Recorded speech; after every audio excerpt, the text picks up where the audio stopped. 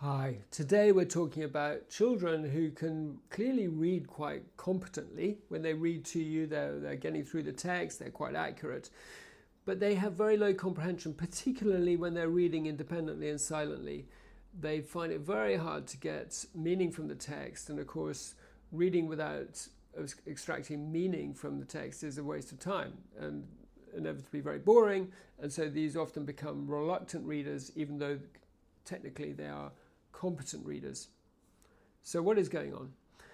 Well, when you listen to me as I speak these words, those sounds go in through your ears and get processed by auditory cortex. And then those processed signals go to your linguistic comprehension cortex. It's known as Wernicke's area. It's a surrounding cortex to the primary auditory cortex.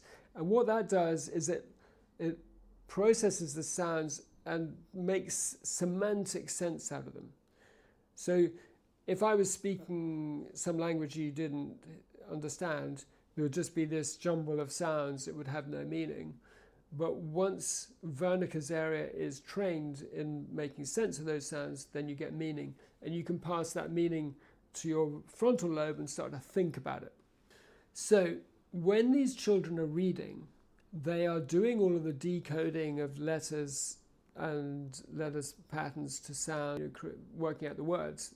We know that they can technically do that, but they are not voicing those words. They're not hearing those words in their auditory cortex. So there's a little voice that you should be hearing when you're reading, which is what goes through to your linguistic comprehension cortex, Wernicke's area.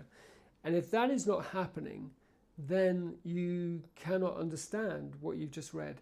And I think we all have that experience sometimes, don't we? Especially heading towards sleep, then we can read through a paragraph, but we get to the end of the paragraph and realize that we haven't followed what we were reading. And that's because that little voice has faded away and our linguistic cortex has nothing to work with. So the good news is that this situation can be overcome pretty much instantly. So when you think this might be the issue, then have a chat with the child and say, can you hear a voice as you read the words if you're reading silently? And if they can, they'll say, well, yeah, of course I can. If they can't, they will hesitate. And they might say yes, even so, because they sort of think you want them to say yes. But if there's that hesitation, the answer is no, they can't. And so either way, what you say is, well, look, what I want you to do is as you read each word, I want you to imagine you're reading it out loud to an audience in your head. And it might be a friend, might be Beanie Baby, whatever, depending on the age of the child. Just imagine you're reading it out loud, but only in your head. And try to make it interesting. Tell the story, as it were, in your head. And as they start to do that, they will instantly start to find they're following the text much better. And within minutes or days, or certainly a week or two, this can transform a child's reading. We have seen a child go from a reading age of 6 to 10, 11 within days just by doing this. And so it's really exciting. We call it the little voice syndrome. You must have a little voice in your head if you're going to maximize your comprehension when you're reading.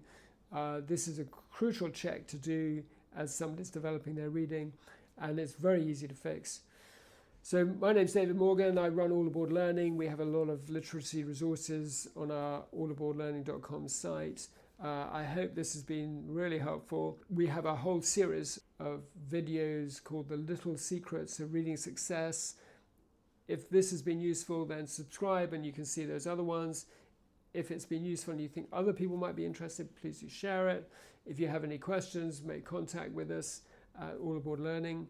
And good luck with progress. I hope this has been useful.